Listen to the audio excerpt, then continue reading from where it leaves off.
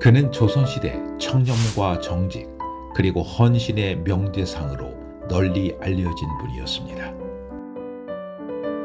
삼척동자도 그의 청렴함을 알았다.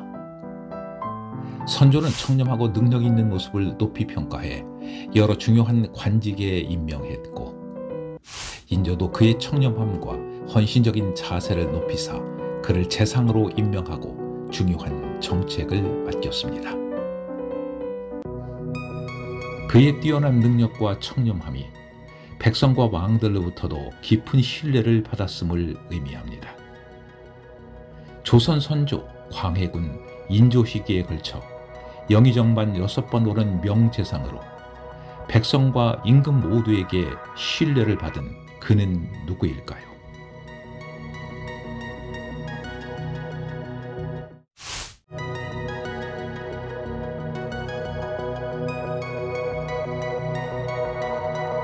그가 백성과 임금 모두에게 신뢰를 받았던 이유는 전라감사로 재직하면서 지방행정을 개선하고 부패한 관리들을 엄격히 단속해 백성들의 삶을 안정시켰습니다.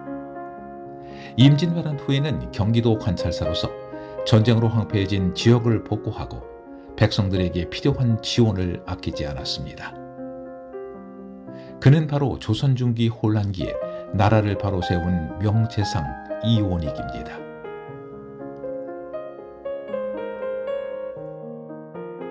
백성들이 먹고 살기 힘든 시절에 변방으로 벼슬 생활을 하러 가지 않습니다. 아무도.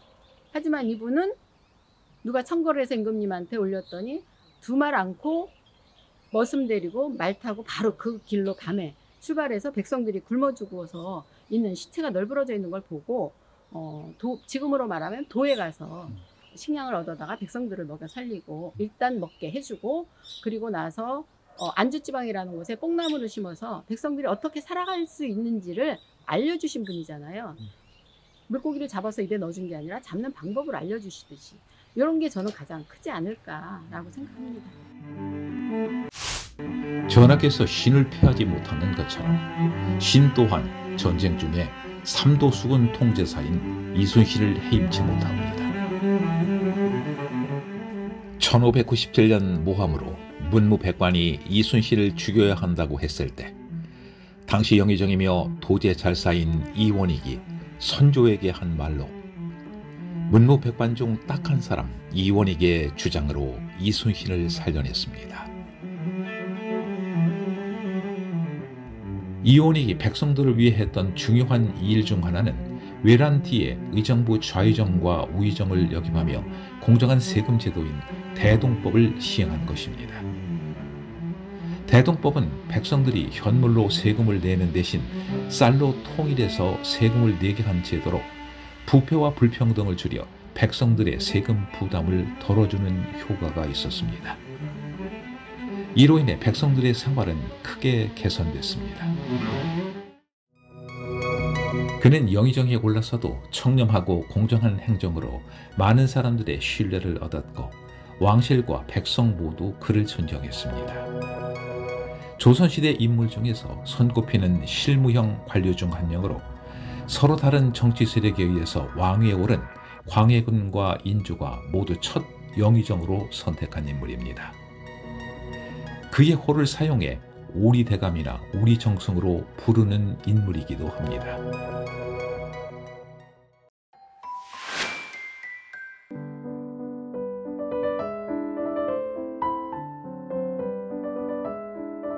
인조는 오랫동안 재상을 지낸 이원익이 집이 초가인데다 비가 샌다는 사실을 알고 이를 안타깝게 여겨 1630년에 새 집을 하사하고 이름을 관감당이라 붙여주었습니다.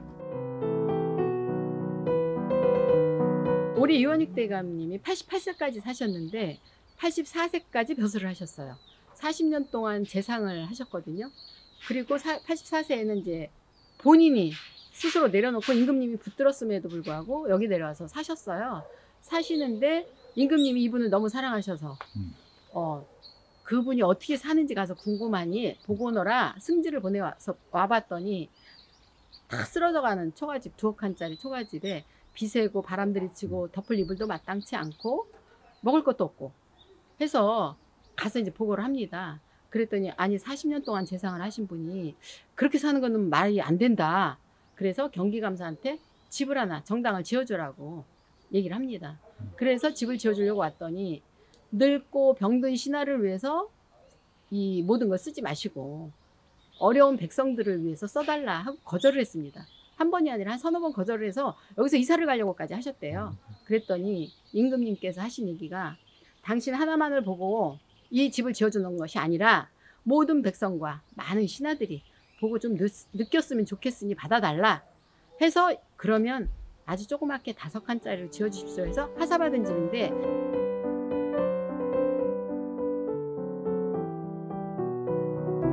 관감당은 높은 석축 위에 정면 5칸, 측면 1칸 반 규모로 건립됐습니다. 중앙에 2칸 대정이 있고 그 왼쪽에 2칸, 오른쪽에 1칸의 온돌방이 있습니다. 높은 기단 위에 추녀와 서가래를 사방으로 뻗은 지붕으로 덮었습니다. 전반적으로 소박한 느낌을 주는 고택입니다.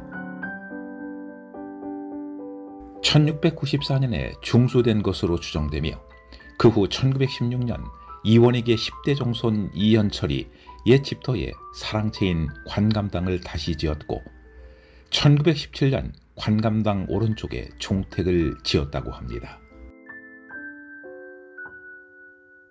내가 가볼까?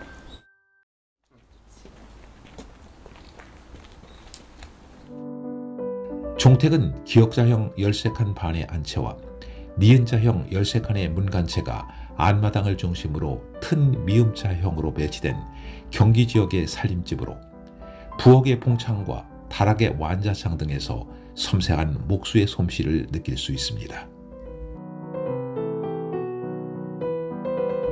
1940년에는 문간채를 새로 지었습니다.